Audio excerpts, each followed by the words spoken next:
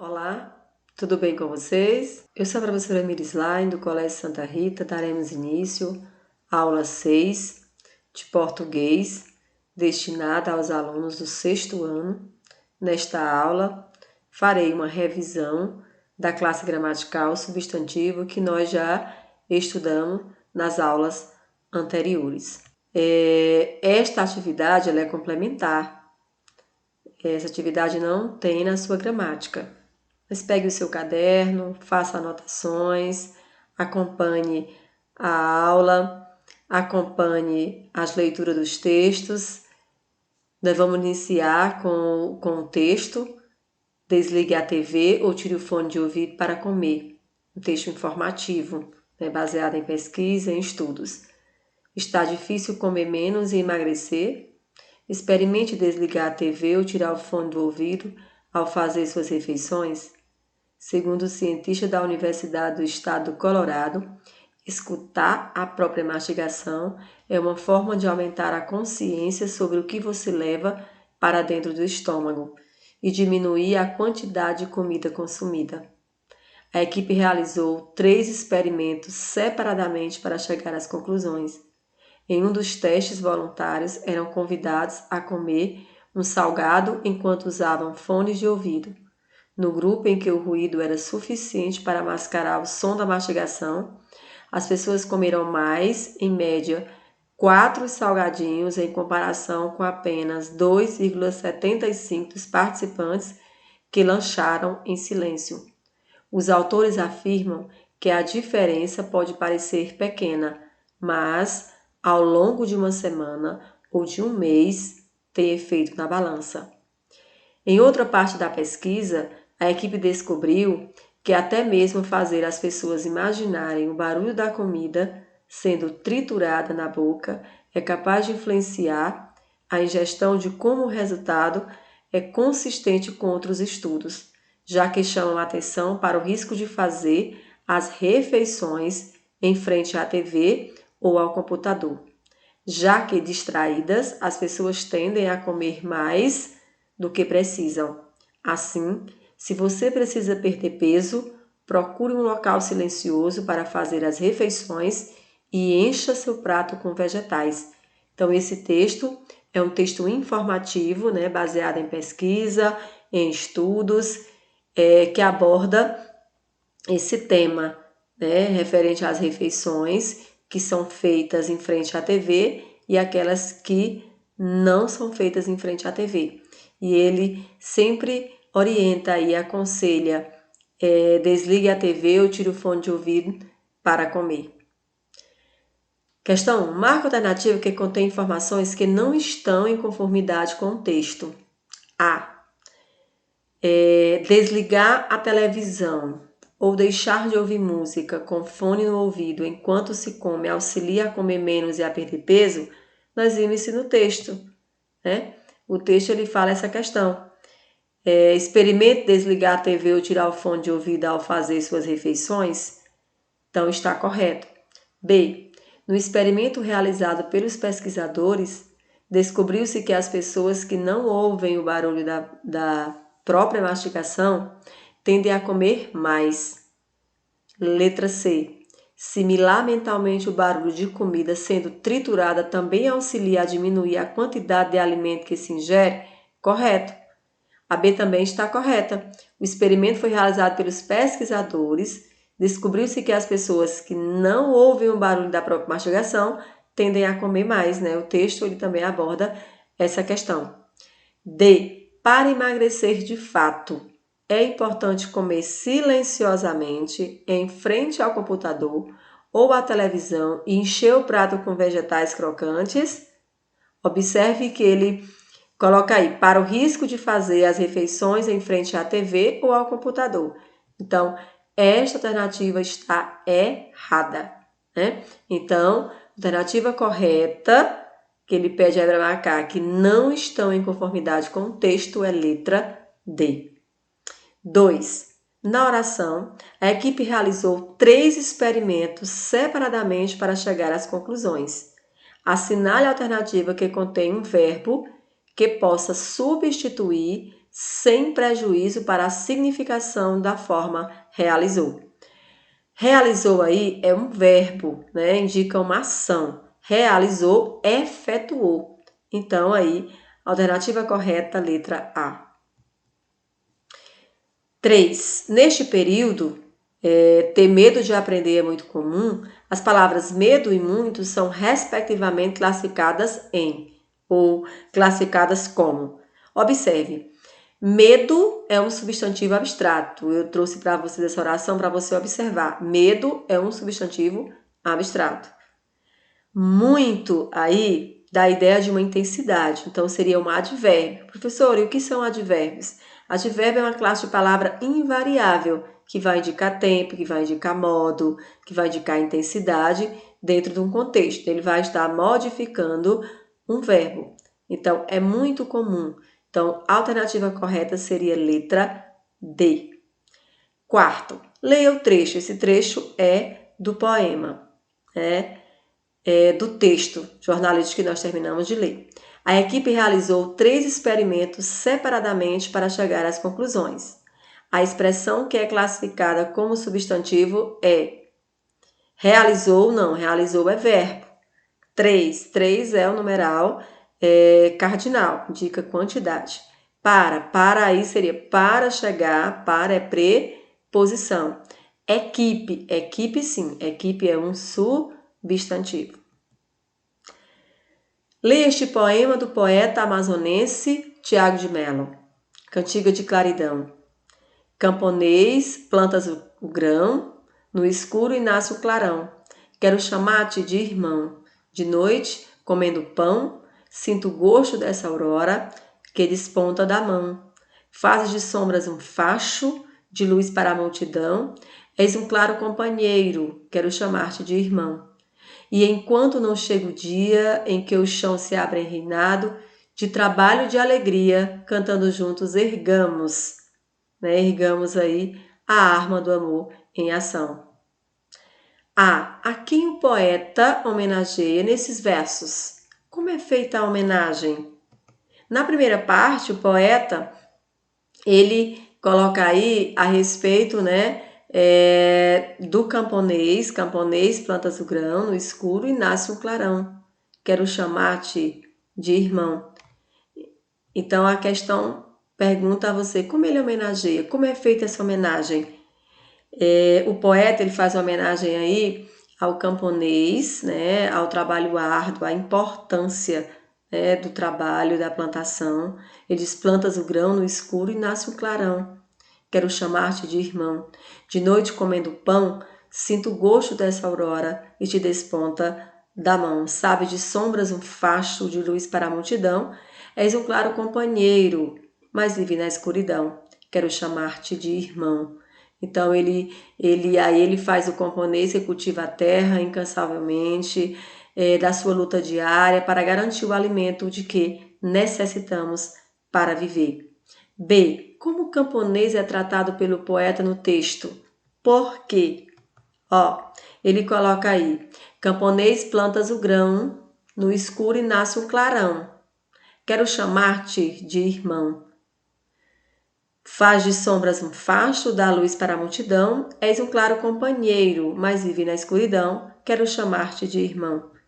Então ele homenageia aí o camponês e ele considera o camponês como um irmão e um companheiro pela importância, né, do seu trabalho, pela valorização que o poeta dá aí ao seu trabalho. Ele coloca essa valorização, né, voltada para o trabalho árduo, né, do camponês. Que substantivos no texto apresentam uma forma para o masculino e outra para o feminino? Ele coloca aí, camponês, camponesa, irmão, irmã, companheiro, companheira. Observe no texto que eu tenho, camponês, camponesa. Plantas o grão no escuro e nasce o clarão, quero chamar-te de irmão. Então, irmã. De noite comendo pão, sinto o gosto dessa aurora que te desponta da mão. Fazes de sombras um facho, de luz para a multidão, és um claro companheiro, companheiro, companheira. Então, aí nós temos camponês, camponesa, companheiro, companheira, irmão, irmã. Esses substantivos, eles sofrem flexão de gênero, masculino e feminino. São classificados como os substantivos biformes, porque apresentam duas formas, uma para o masculino e outra para o feminino. D. No poema, quais são os substantivos terminados em ão, flexionam-os no plural? Nós temos vários substantivos, né, terminados em ão. Camponês plantas o grão, nós temos grão. No escuro nasce um clarão. Quero chamar-te de irmão, irmãos.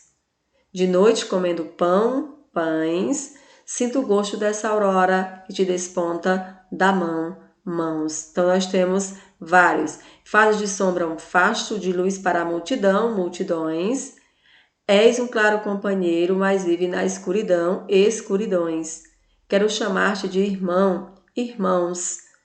E enquanto não chega o dia em que o chão se abre em reinado de trabalho e de alegria, cantando juntos ergamos a arma do amor, em ação, ações.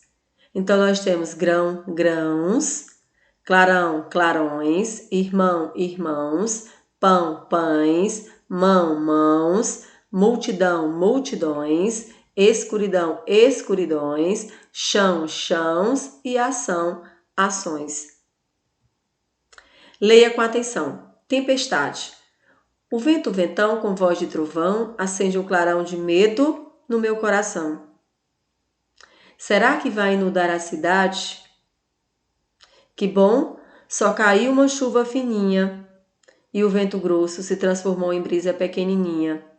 O vento ventinho com voz de sininho faz um carinho no meu coração. Quais as emoções predominam em cada parte do poema? Na primeira predomina a atenção e o medo. Na segunda percebem-se a tranquilidade e o alívio. Observem.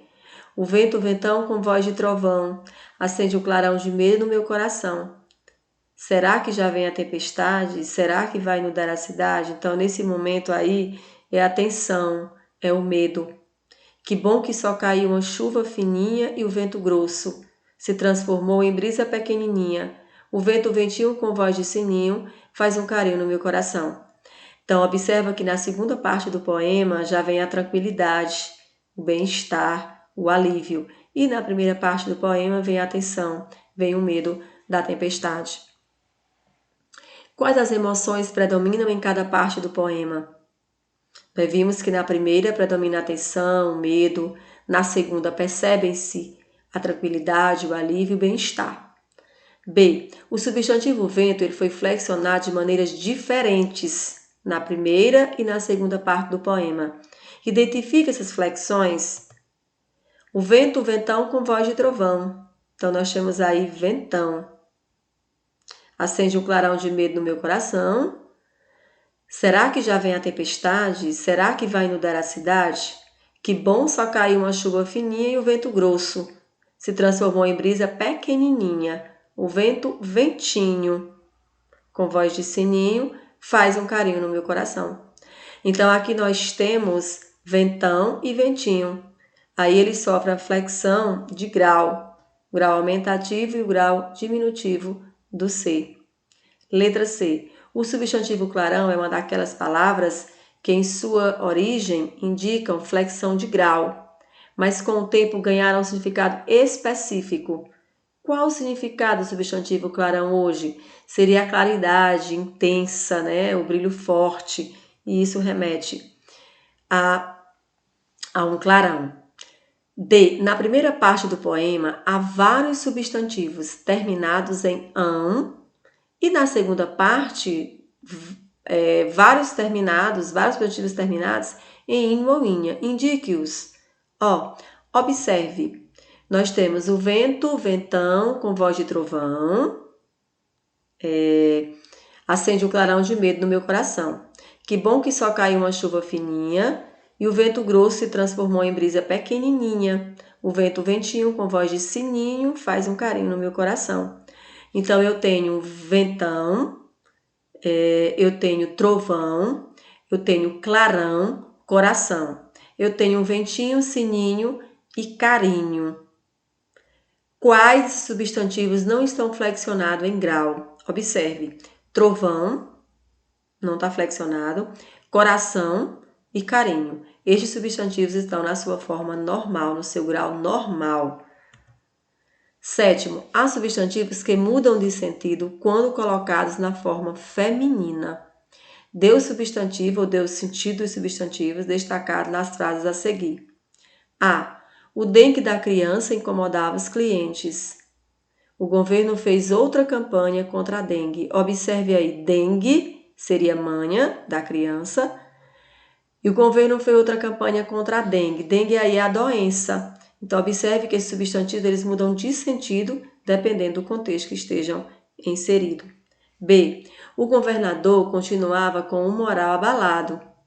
Todo cidadão deve defender a moral na sociedade. Então, moral aí seria o ânimo, a disposição.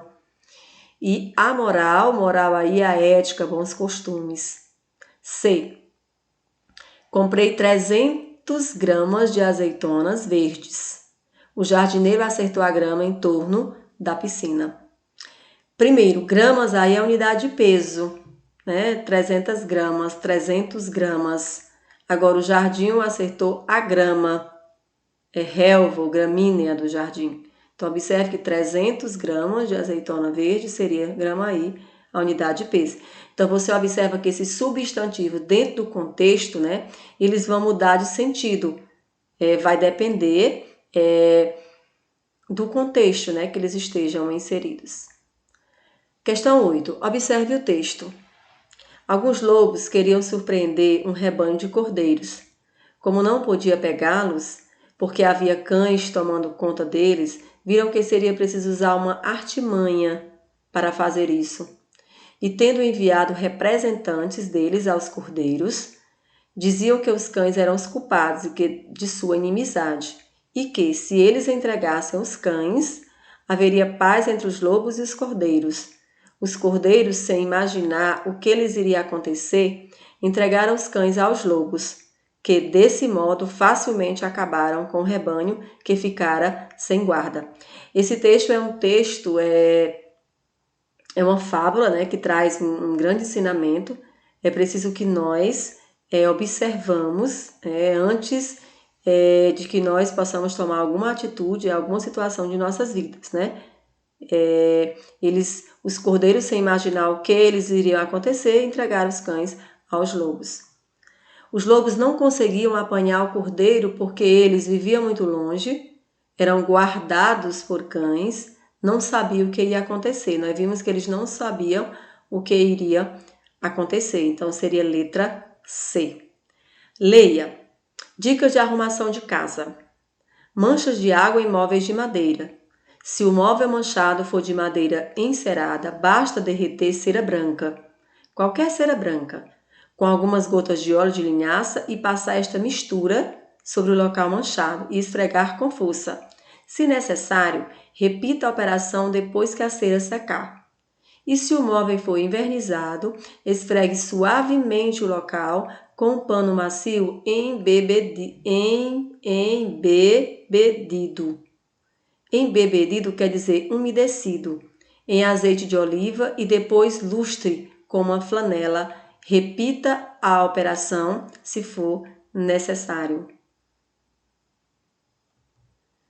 A finalidade do texto é, letra A, apresentar as qualidades de um produto? Não, né? B, orientar o leitor na realização de uma ação. Correto. Ele faz aí uma orientação. Dicas de arrumação de casa. Então, traz aí uma orientação. Orientar o leitor na realização de uma ação. Dá informações importantes sobre a atualidade? Não, ele não faz isso no texto, né? É um texto que orienta. Abordar fato cotidiano com acessibilidade? Ele não faz isso, ele não tá aí, não é um texto de caráter humorístico, e sim um texto que traz uma orientação ao leitor, que é dica de arrumação de casa, né? Manchas de água em móveis de madeira, como retirá-las. Para finalizar a nossa aula, eu trouxe um pensamento referente à leitura. A leitura nos faz sonhar, e sonhar é criar. Então, que vocês leiam bons livros, que vocês assistam às aulas, continuem estudando, continuem lendo, sonhando, recriem, reinventem a cada amanhecer. Nesta aula, nós finalizamos nosso conteúdo da classe gramatical substantiva e a sua flexão, que está em nossa gramática no capítulo 9 e no capítulo 11, a flexão dos substantivos. Essa classe gramatical, nós vimos a classificação dessa classe, observamos, trabalhamos também a flexão, né, dos substantivos no contexto, trabalhamos a construção, né, do substantivo no texto e, para finalizar, essa revisão com textos e uma flexão também do substantivo dentro do poema e o sentido, né, de cada palavra. Desejo a vocês bons estudos e até a próxima aula.